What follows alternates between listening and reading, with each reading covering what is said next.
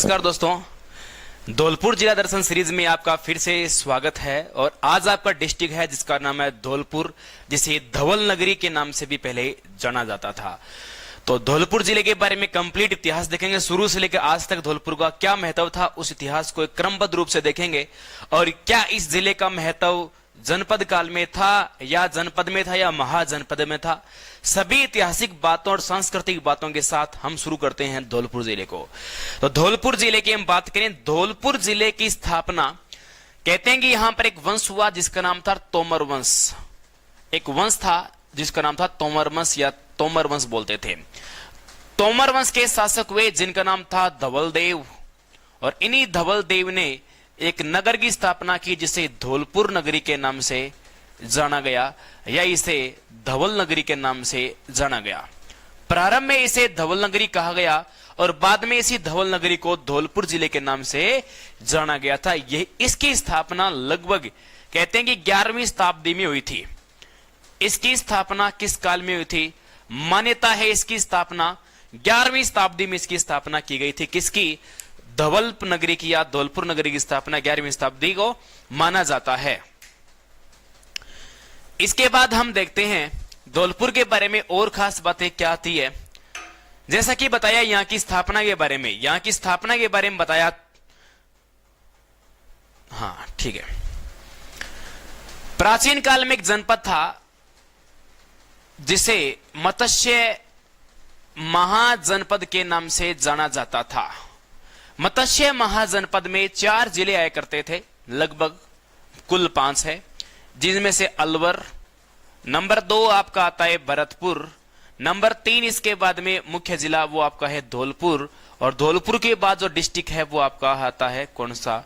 करौली का भाग था। मतलब ये जो आपके प्रमुख जिले हैं, इन जिलों में से ये जो आपका धौलपुर है, और इस धौलपुर का मैं महत्व देख रहा हूं कि मत्स्य महाजनपद में धौलपुर का भी नाम आया करता था। ठीक है जी, आ गया धौलपुर के बारे में। और इस प्रदेश को धौलागिरी प्रदेश के नाम से भी जाना जाता था, इसे धौलागिरी के नाम से भी जानते थे, और प्राचीन काल में इस प्रदेश को कोठी के नाम से भी जाना जाता था।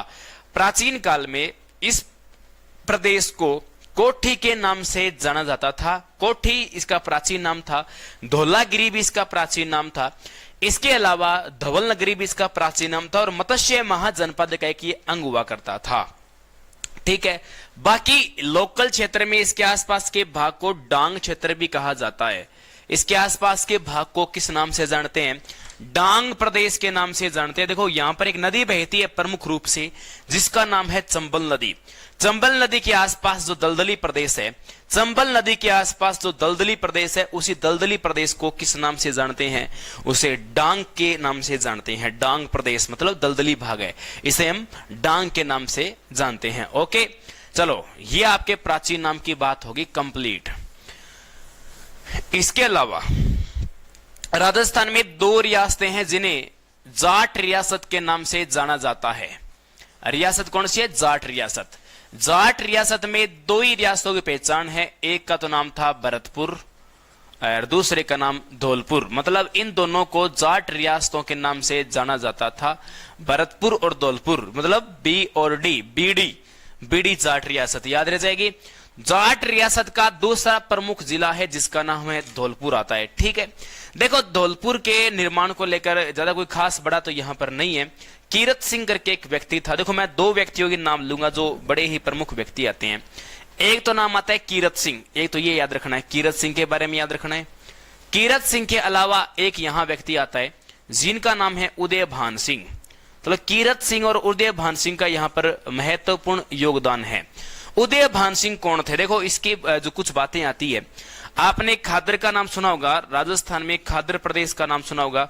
खादर प्रदेश क्या है इसके बारे में सुन लो। जैसे हमारा राजस्थान धौलपुर जिला, जैसा कि आप जानते हो राजस्थान का सबसे पूर्वी जिला है धौलपुर जिला। यहां पर सबसे क्या है? पूर्वी जिला है। और यहां इस सीमा पर एक नदी बहती है बराबर में, इस नदी का नाम है चंबल नदी। यहां बराबर में नदी बहती है और उस जो नदी का नाम है, नदी का नाम क्या है? चंबल नदी। यहां पर जो आपका डिस्ट्रिक्ट हुआ इसका नाम तो धौलपुर हो गया। धौलपुर के बाद जो सेकंड डिस्ट्रिक्ट आपको हो गया इसका नाम करौली हो गया। और इसके बाद में सवाई माधोपुर हुआ, आपके सामने 3 हो गए, 1 2 और 3। आपके सामने कितने डिस्ट्रिक्ट हो गए? 3 डिस्ट्रिक्ट हो गए। सबसे पहले धौलपुर पूर्वी राजस्थान का डिस्ट्रिक्ट बताया। नंबर 2 सवाई माधोपुर करौली बताया। नंबर 3 यहां पर आपको सवाई माधोपुर बताया। ये आपके सामने 3 प्रदेश है। देखो दलदली भाग के आसपास के भाग को यहां पर खाद्र प्रदेश के नाम से भी जानते हैं। खाद्र प्रदेश में भी धौलपुर का अंग आता है। और एक आपने सुना होगा डांग प्रदेश, तो ये डांग का राजा कहलाता है। धौलपुर डांग का राजा भी धौलपुर कहलाता है। उदय भान सिंह का क्या रोल है वो हम देखते हैं। देश आजाद होने के बाद सन 1947 के बाद में हमारे यहां पर एक आधुनिक इतिहास के अंदर एक बहुत अच्छी कड़ी आती है इतिहास के अंदर, जिसे हम राजस्थान का एकीकरण के नाम से जानते हैं। जिसे हम राजस्थान का क्या बोलते हैं? एकीकरण कहते हैं। देखो एकीकरण के बारे में खास बात क्या है। एकीकरण राजस्थान का 7 चरणों में पूरा हुआ। राजस्थान का एकीकरण कितने चरणों में पूरा होता है? 7 चरणों में पूरा होता है। राजस्थान का एकीकरण कुल 7 चरणों में पूरा हुआ। पहले चरण की डेट थी 18 मार्च 1948। 18 मार्च 1948 उस एकीकरण के पहले चरण का जो नाम था वो हुआ करता था मत्स्य संघ। मत्स्य संघ एकीकरण के पहले चरण का नाम था। ठीक है विद्यार्थियों, याद रखनी इस बात को। इसके बाद हम देखेंगे इस पहले चरण के अंदर उदय भान सिंह जो यहां के शासक थे धौलपुर की आजादी के समय, वही उदय भान सिंह यहां पर क्या बने थे? राज प्रमुख बने थे। क्या बने थे? राज प्रमुख बने थे। बना दिया राज प्रमुख। ये यहां के शुरू से लेकर आज तक की एक बात थी। इसके बाद हम देखते हैं यहां की ज्योग्राफिकल जो बातें हैं, ऐतिहासिक बातों को मैंने पूरा किया। और हम अब यहां की ज्योग्राफिकल जो बातें हैं, ज्योग्राफी के हिसाब से मजबूत बातें हैं, उन ज्योग्राफिकल बातों को मैं आपके सामने लेकर आता हूं। देखते हैं वो ज्योग्राफिकल बातें कौन कौन सी है। अभी पूरी बातों को हम देखेंगे। देखो जैसे ज्योग्राफी के हिसाब से हम इस जिले की तुलना करते हैं अन्य जिलों के साथ में। देखो ये जिला अभी मैंने रिपीट किया था, आपका सूरसेन प्रदेश का भी अंग रहा हुआ है। ये जिला सूरसेन प्रदेश का भी अंग किसी जमाने में रहा हुआ है। ये प्रदेश खाद्र प्रदेश का भी अंग रहा हुआ है। ये प्रदेश डांग प्रदेश के अंतर्गत भी आता है। ये प्रदेश जाट क्षेत्र के अंतर्गत भी आता है। ये जाट क्षेत्र के अंतर्गत भी आता है। मतलब इतनी सारी ज्योग्राफिकल ऐतिहासिक बातों के अंदर सम्मिलित है। कौन है? धौलपुर जिला इसके अंदर सम्मिलित आता है। अब देखो क्या हुआ, जब हम बात करते हैं 1 नवंबर 1956 की। 1 नवंबर 1956 तक राजस्थान के अंदर कुल 25 जिले थे। इसी दिन 26वें जिले का निर्माण होता है। इस दिन 26वां जिला बनाया गया था जिसका नाम था अजमेर। इस दिन 26वां जिला किसे बनाया गया था? अजमेर को। इस दिन 27वां जिला बनाया गया था जिसका नाम है धौलपुर। जिसका नाम है धौलपुर। 28, 29, 23, 31, 32 और इसके बाद में 33। आपके सामने 33 जिले आज हमारे कंप्लीट हो जाएंगे। 28वां जिला वो तो मानते हैं 12 को। 29वां जिला वो आता है आपका दौसा। इसके बाद में आता है कौन सा? दौसा के बाद में आता है 12 दौसा राजसमंद। मैं वैसे ये क्या है कि बात में बात आ रही है तो पूरी करवा रहा हूं उस बात को। 31वां आपका यहां नाम आता है हनुमानगढ़। यहां डिस्ट्रिक्ट आएगा कौन सा? हनुमानगढ़। 32वां डिस्ट्रिक्ट जो आता है उसका नाम है क्या? करौली। 32वें डिस्ट्रिक्ट का नाम करौली है। और 33वें डिस्ट्रिक्ट का नाम क्या है? प्रतापगढ़। तो इस प्रकार से ये आपके 33 के 33 क्या हो गए? जिले हो गए। 33 के 33 आपके जिले। देखो एक देसी ट्रिक बनती है। आज धौलिया बंदर हनुमान जी का प्रताप करे। आज धौलिया बंदर हनुमान जी का प्रताप करे। आज से बना दो अजमेर, धौलिया से बना दो धौलपुर, बंदर से बना दो 12 दौसा राजसमंद। 12 दौसा राजसमंद। हनुमानगढ़ से हनुमान जी का से बना दो करौली और प्रताप करे। अजमेर नगर की स्थापना 1 नवंबर 1956 में हुई। धौलपुर की स्थापना कब हुई थी? 15 अप्रैल 1982 के अंदर हुई, जो हमारे लिए अत्यधिक महत्वपूर्ण है। 12 दौसा राजसमंद इन तीनों की स्थापना 10 अप्रैल 1991 के अंदर हुई। और हनुमानगढ़ की स्थापना 12 जुलाई 1994 के अंदर हुई। कृपन को 26वें जिले का निर्माण हुआ। वो 26वां जिला आपका है अजमेर, जिसे आरजे 1 के नाम से हम जानते हैं। हम बात करें 27वें जिले की, 27वां जो आपका जिला आता है वो आपका है धौलपुर जिला आता है। आज राजस्थान में क्षेत्रफल की दृष्टि से सबसे छोटा जिला है। राजस्थान में क्षेत्रफल की दृष्टि से सबसे छोटा जिला कौन सा है, तो वो आपका डिस्ट्रिक्ट आएगा कौन सा, धौलपुर आएगा। वर्तमान में इसका क्षेत्रफल कितना है? वर्तमान में इसका क्षेत्रफल 3034 वर्ग किलोमीटर है, जो क्षेत्रफल की दृष्टि से राजस्थान का सबसे छोटा जिला है। लेकिन ऐसा नहीं है, 2007 से पहले धौलपुर राजस्थान का 2007 से पहले धौलपुर राजस्थान का दूसरा सबसे छोटा डिस्ट्रिक्ट था। कैसे? अब आप मेरे साथ रिपीट करो, सच्चे मन से रिपीट करो। 26वां जिला अजमेर 1 नवंबर 56 को स्थापना हो गई। 27वां जिला धौलपुर 15 अप्रैल 1982 को स्थापना हो गई। 12 दौसा राजसमंद 28 29 30 एक साथ बने। 10 अप्रैल 1991 को इनकी स्थापना हो गई। फिर 31वां जिला हनुमानगढ़ 12 जुलाई 1994 को स्थापना हो गई। 32वां जिला करौली, जिसकी स्थापना 19 जुलाई 1997 के अंदर हुई। और 33वां जिला प्रतापगढ़, जिसकी स्थापना 26 जनवरी 1950 के अंदर हुई थी। होगी ये है आपका कौन सा, ये था जिले के बारे में बात है, साथ में और भी बातें आपके साथ में कवर हो गई।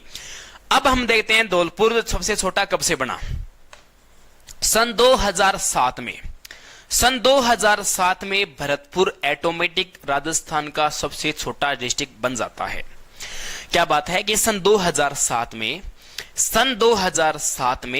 राजस्थान का मैं भरतपुर बोल गया, समझ आऊंगा।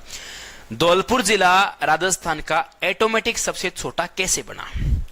धौलपुर का क्षेत्रफल पहले भी 3034 था और आज भी 3034 वर्ग किलोमीटर है, कोई किंतु परंतु नहीं है।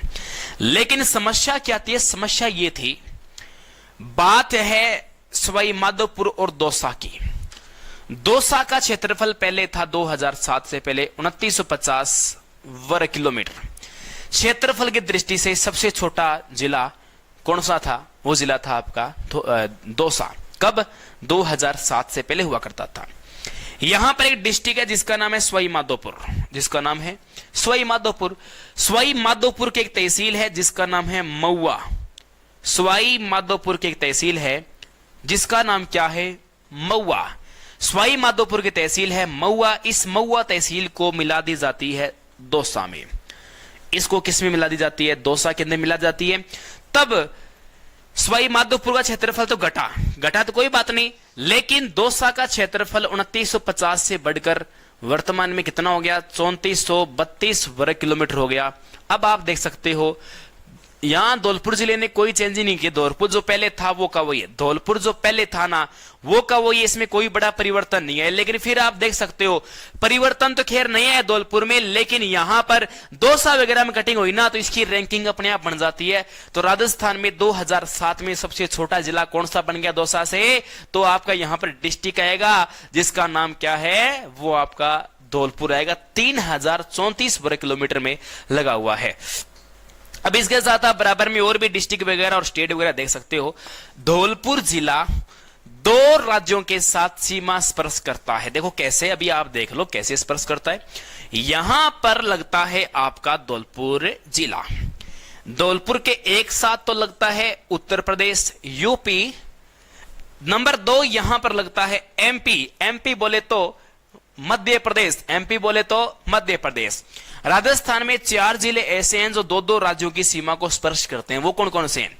नंबर 1 जिला आपका आएगा हनुमानगढ़। नंबर 1 आएगा कौन सा? हनुमानगढ़। नंबर 2 डिस्ट्रिक्ट आएगा और डिस्ट्रिक्ट का नाम है भरतपुर। नंबर 3 जो डिस्ट्रिक्ट आएगा जो अपने पढ़ रहे हैं वो आएगा कौन सा? धौलपुर। इसके बाद जो डिस्ट्रिक्ट आएगा डिस्ट्रिक्ट का नाम है बांसवाड़ा। डिस्ट्रिक्ट का नाम क्या है? बांसवाड़ा। हनुमानगढ़, भरतपुर, धौलपुर और उसके बाद में क्या आ जाएगा? इसके बाद में बांसवाड़ा आ जाएगा। ठीक है। हनुमानगढ़ 2 राज्यों से सीमा लगाता है, पंजाब प्लस हरियाणा। ये सीमा लगाता है पंजाब प्लस हरियाणा के साथ। भरतपुर जिला सीमा लगाता है हरियाणा प्लस यूपी। धौलपुर जिला सीमा लगाता है यूपी प्लस एमपी। बांसवाड़ा सीमा लगाता है एमपी प्लस जीजे का मतलब क्या हो गया? गुजरात। जीजे का मतलब क्या हो गया? गुजरात। ये 4 जिले ऐसे हैं जो 2-2 राज्यों के साथ में क्या स्पर्श करते हैं? सीमा स्पर्श करते हैं, करवा दी। इसके बाद देखो धौलपुर जिले के उत्तर में यहां पर एक डिस्ट्रिक्ट लगता है जिसका नाम है भरतपुर। इसके ऊपर एक डिस्ट्रिक्ट लगता है जिसका नाम क्या है, भरतपुर है। इसके बराबर में यहां एक डिस्ट्रिक्ट लगता है जिसका नाम है करौली। धौलपुर के बराबर में डिस्ट्रिक्ट लगा पश्चिम दिशा में, उसका नाम क्या आएगा, उसका नाम आएगा करौली। यहां बराबर में लगेगा करौली, उत्तर में लगेगा भरतपुर, पूर्व में लगेगा एक स्टेट जिसका नाम यूपी, फिर एक और लगेगा जिसका नाम है एमपी, दक्षिण में भी लगता है कौन सा स्टेट, एमपी, यहां पर स्टेट लगता है। चलो ये भी बात आपकी कंप्लीट। इसके बाद हम देखते हैं और आगे की बातें। भौतिक प्रदेश के हिसाब से धौलपुर जिला किस प्रदेश का अंग है। देखो यहां कुछ पहाड़ियां भी है, चलो सारी बात देखते हैं भौतिक प्रदेश के हिसाब से।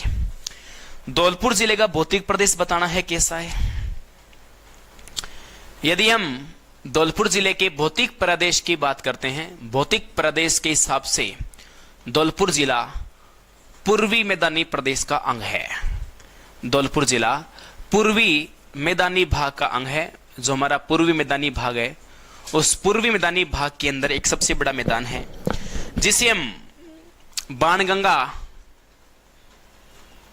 तथा गंभीर बेसिन के नाम से जानते हैं, जिसे हम बाणगंगा व गंभीर बेसिन के नाम से जानते हैं। जबकि बाणगंगा व गंभीर नदी पूर्ण रूप से धौलपुर जिले को लाभ नहीं पहुंचाती है, फिर भी इस धौलपुर जिले को पूर्वी मैदानी भाग का अंग माना जाएगा और इस प्रदेश को बाणगंगा बेसिन तथा गंभीर बेसिन के अंदर भी माना जाएगा। विशेषताओं के आधार पर बता दिया, यहां पर खादर प्रदेश भी है, यहां पर डांग प्रदेश भी है और यहां पर बीहड़ भी पाई जाते हैं। धौलपुर जिले में हर प्रकार की विशेषता हमारी कहां पाई जाती है, हर प्रकार की विशेषता धौलपुर जिले के अंदर पाई जाती है। ठीक है, कुछ यहां पर पर्वत भी है, प्रमुख पर्वत है, धार्मिक स्थल बहुत से पर्वतों पे बने हुए हैं। एक और बताऊंगा, अभी मचकुंड आएगा उसके बारे में वर्णन भी करेंगे। पर्वत भी है, मार्बल भी निकलता है, यहां पर रेड मार्बल निकलता है, इसलिए इसे रेड स्टोन सिटी के नाम से जाना जाता है। धौलपुर में रेड मार्बल निकलने के कारण इसे रेड स्टोन सिटी, लाल संगमरमर नगरी भी इसे बोलते हैं। मार्बल निकलता है और आप जानते हो मार्बल को हिंदी के अंदर संगमरमर के नाम से जाना जाता है। मार्बल को हिंदी में किस नाम से जानते हैं, संगमरमर के नाम से। किस नाम से, संगमरमर के नाम से इसे जाना जाता है। किसको, मार्बल को जाना जाता है। तो रेड स्टोन सिटी तो आपका ये कंप्लीट। अच्छा, किसी प्रकार की समस्या है तो बताइए, यहां तक समस्या नहीं है तो हम आगे बढ़ते हैं। क्लाइमेट की बात करें तो यह प्रदेश आता है किस प्रदेश में, आर्द्र जलवायु प्रदेश के अंतर्गत आता है। आर्द्र जलवायु प्रदेश के अंतर्गत आता है। कौन सा डिस्ट्रिक्ट, धौलपुर जिला आर्द्र जलवायु प्रदेश के अंदर आएगा। लगभग यहां पर 60 से 80 सेंटीमीटर वर्षा होती है, करवा दी। इसके बाद हम बात करेंगे नदियों की। नदियों में सबसे प्रमुख नदी जिसका नाम है चंबल नदी। चंबल नदी यहीं से राजस्थान का लास्ट जिला है। चंबल नदी राजस्थान में चित्तौड़गढ़ से प्रवेश करती है।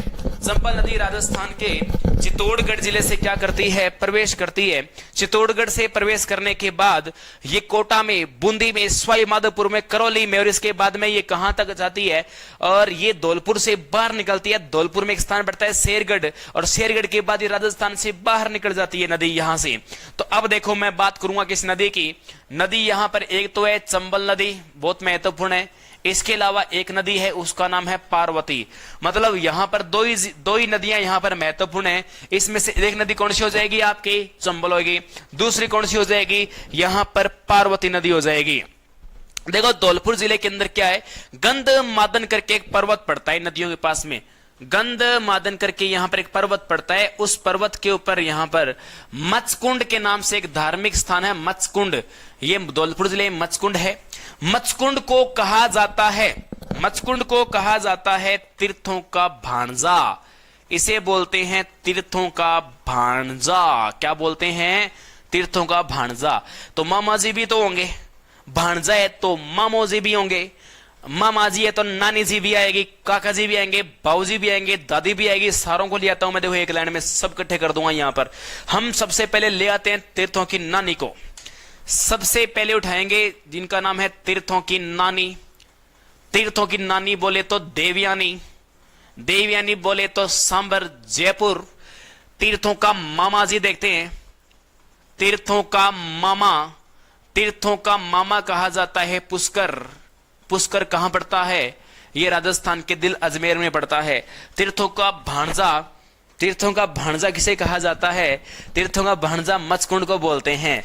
इसके बाद हम दादी जी की बात करें, दादी जी, दादी जी किसको बोलते हैं? रानी सती। रानी सती जो माता है, रानी सती को दादी जी के नाम से बोली जाती है, दादी जी, ठीक है। इसके बाद काका जी की दरगाह, काका जी की दरगाह ये है प्रतापगढ़ में। कहां पर आएगी? प्रतापगढ़ में। इसके अलावा मतलब असंभव को संभव है, यहां पर लोग बोलते हैं सास बहू में बनती नहीं है, पर इसका एक नमूना और एक एग्जाम्पल है। कहां पर? नागदा, उदयपुर के अंदर जाके देखो, बनती नहीं बनती है। यहां नागदा के अंदर एक मंदिर बना हुआ है जिसे शास्त्र बहू, जिसे शस्त्र बहू के नाम से जाना जाता है, या आप इसे शुद्ध हिंदी में सास बहू कह सकते हो। सास बहू का मंदिर कहां बना हुआ है? नागदा। नागदा कहां पड़ता है? उदयपुर जिले में। नागदा कहां पड़ता है? उदयपुर जिले के अंदर पड़ता है। तो यहां पर शास्त्र बहू का मंदिर बना हुआ है, ठीक है। बना दिया, बना दिया ना? बना दिया। चलो फिर आगे। तीर्थों की नानी देवयानी, तीर्थों का मामा पुष्कर, तीर्थों की तीर्थों की दादी नहीं है, वैसे दादी जी बोलते हैं रानी सती को। काका जी की दरगाह प्रतापगढ़। नागदा क्यों फेमस है? सास बहू के मंदिर के लिए। तीर्थों का मामा मचकुंड, मचकुंड कहां है? धौलपुर के अंदर। अच्छा, यहां एक नदी है जिसका नाम है पार्वती, जो पार करे नैया उसे बोलते हैं पार्वती मैया। पार्वती नदी राजस्थान में 2 है, पार्वती नदी राजस्थान में 2 है। एक आती है सीहोर मध्य प्रदेश से, जो पालिया नामक स्थान में सवाई माधोपुर में चंबल में मिल जाती है।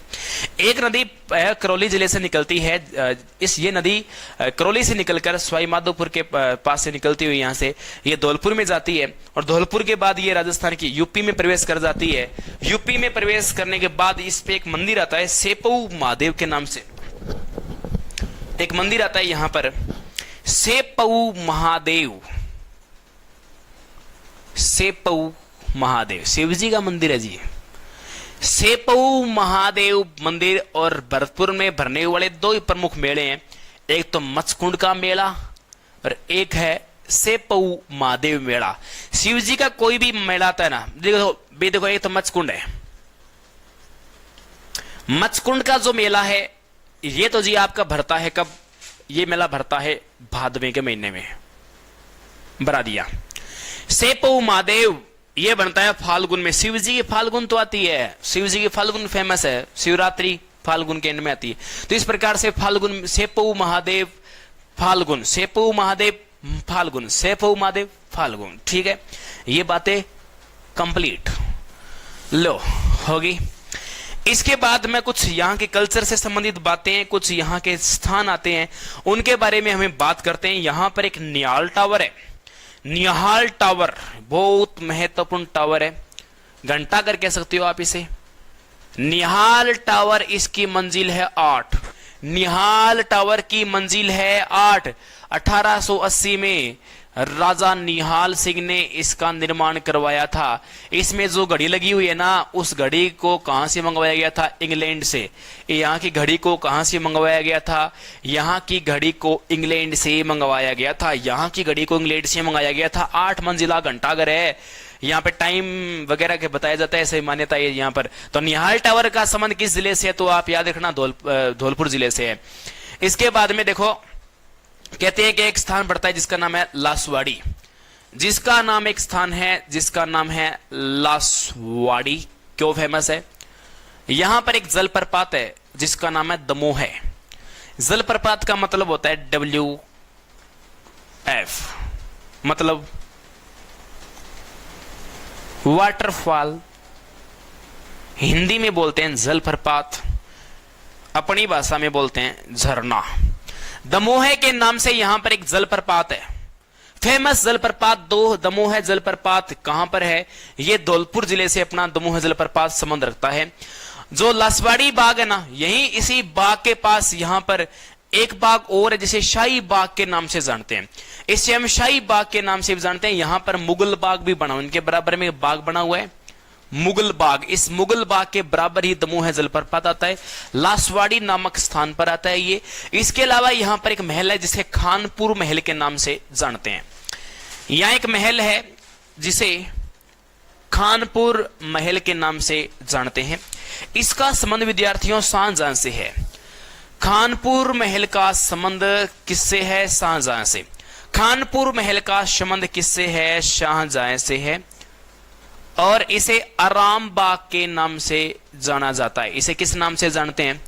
देखो, जैसे मान लो भी खानपुर महल है, जैसे मान लो यहां पर आपका महल बना दिया, ठीक है, इसे आराम बाग के नाम से, आराम महल के नाम से भी जानते हैं। जैसे मान लो आपका ये महल बन गया, इस महल के पास यहां पर शाही तालाब है, यहां पर एक तालाब बना हुआ है, इसे शाही तालाब या तालाब ए शाही के नाम से जाना जाता है। इसे तालाब शाही या फिर तालाब ए शाही के नाम से जानते हैं। तो एक ही बात है, समझ गए बात को? तो ये बात थी यहां पर खानपुर महल की, आराम बाग की।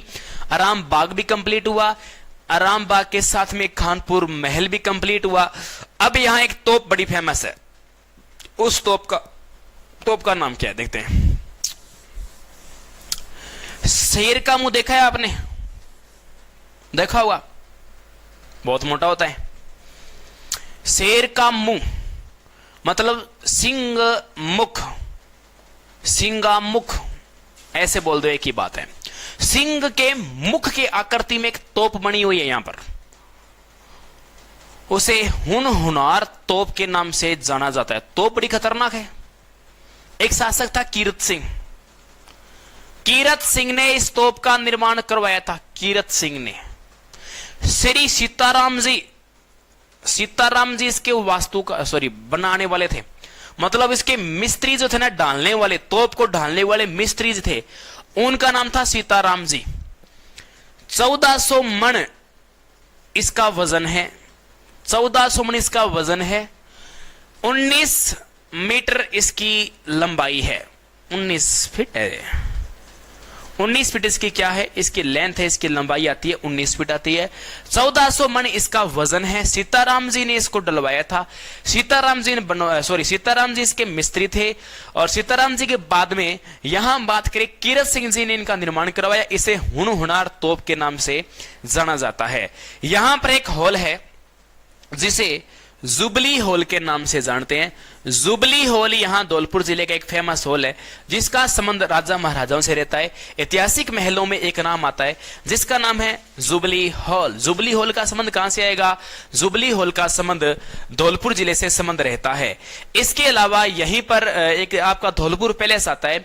धौलपुर पैलेस के अंदर राधा बिहारी मंदिर बना हुआ है।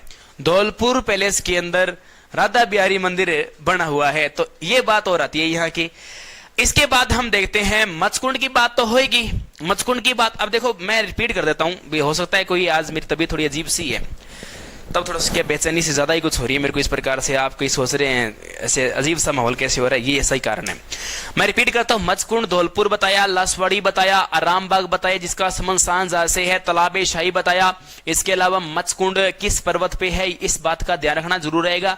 रेड स्टोन सिटी के बारे में बात की, चंबल नदी के बारे में बात की, पार्वती के बारे में बात की। अच्छा, एक बात और रहेगी ज्योग्राफी के अंदर बहुत जरूरी है, जिसका नाम है शेरगढ़ अभ्यारण्य।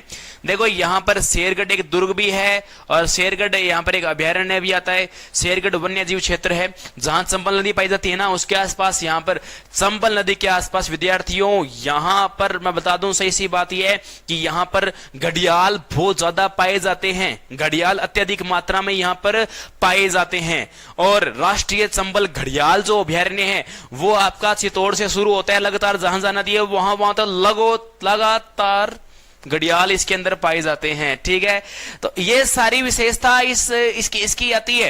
इसके अलावा देखो, गंगानगर के अंदर आपको पता हो तो एक शुगर मिल है। शुगर मिल जो शराब बनती है उनके लिए ग्लास का निर्माण करती थी, पहुओं का निर्माण करती थी, अदियों का निर्माण करती थी। जो बोतल वगैरह आती है कांच की बनती है। मतलब अभी तो वर्तमान में क्या, शराब प्रेमियों की इतनी बड़ी डिमांड हो गई, शराब प्रेमियों की इतनी बड़ी डिमांड हो गई कि बोतलें खत्म हो गई, कांच ही खत्म हो गया, कांच ही नहीं इतना खत्म है। Dholpur glass factory, Dholpur precision glass factory सब बंद हुई पड़ी, वर्तमान में फ्लॉप कर दी, शराब प्रेमियों ने इतनी बोतलें डिमांड, मतलब इतनी ज्यादा डिमांड, मतलब भारत है ना, या तो कोई काम करता नहीं है, कोई काम कर लिया तो फिर पीछे नहीं है किसी मामले में। आज तो 250 साल पहले भारत में चाय आई, इतना बड़ा चाय का प्याकड़ देश है भारत। विश्व में सबसे बड़ा चाय का उपभोक्ता देश कौन सा है? भारत। विश्व में सर्वाधिक शराब दारू पीने वाला देश कौन सा है? भारत।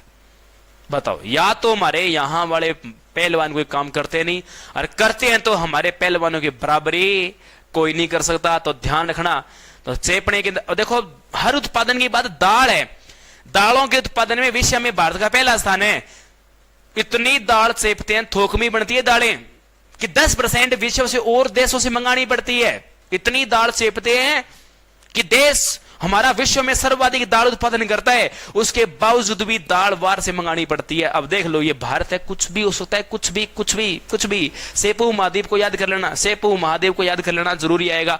सेपू महादेव कभी नहीं पूछा हुआ। ये धौलपुर के अंदर पार्वती नदी किनारे एक मंदिर बना हुआ है, सेपू महादेव, ठीक है। तो ये यहाँ की बातें थी। इसके अलावा धौलपुर ग्लास फैक्ट्री होगी। इसके अलावा राजस्थान में कई सैनिक स्कूल भी है, अजमेर के अंदर सैनिक स्कूल है, और इस प्रकार से प्रमुख पूर्वी राजस्थान में सैनिक स्कूल जो आता है वो आपका धौलपुर के अंदर ही आता है। सैनिक स्कूल कहां आता है? धौलपुर जिले के अंदर आता है। मेरे हिसाब से मैंने कुछ बातें जो आपकी पूरी करवा दी है, लगभग बातें मैंने आपकी पूरी करवा दी। किसकी किसकी? धौलपुर जिले की बातें लगभग पूरी करवा दी है। और इसके बाद नए डिस्ट्रिक्ट में मिलेंगे आपसे। धौलपुर इतना कोई खास महत्वपूर्ण डिस्ट्रिक्ट नहीं है, जिसका संबंध जितना था मैंने बता दिया। बड़ा इतिहास इसके बारे में नहीं, इतिहास जितना था वो सारा आपके सामने है। यहाँ बांडी तहसील है, बांडी भी थोड़ी बहुत महत्वपूर्ण है। बांडी का संबंध देखो क्या है कि युद्ध भूमि से भी रहता है, और बांडी थोड़ा सा महत्वपूर्ण है। बांडी का कई इतिहास में वर्णन मिलता है, पर इतना बड़ा भी नहीं है कि इस पे कोई इतना क्वेश्चन उठ जाए तो आप आराम से कर सकते हो। तो ये थी विद्यार्थियों बड़ी बड़ी धौलपुर जिले की सभी बातें कंप्लीट। इसके अलावा मैं गाने को तो ऐसी कचर पचर तो ऐसी करता रहूंगा, मतलब नहीं है। काम की बातें आ गई, ऐसे बोलने को तो ऐसे बोलता रहूंगा तो घंटा 2 निकाल दूंगा, कोई मतलब नहीं है। तो नए वीडियो मिलेंगे, नए टॉपिक के साथ में, नया डिस्ट्रिक्ट आपका करौली के साथ मिलेंगे। जय कैला देवी मां की। साचे दरबार।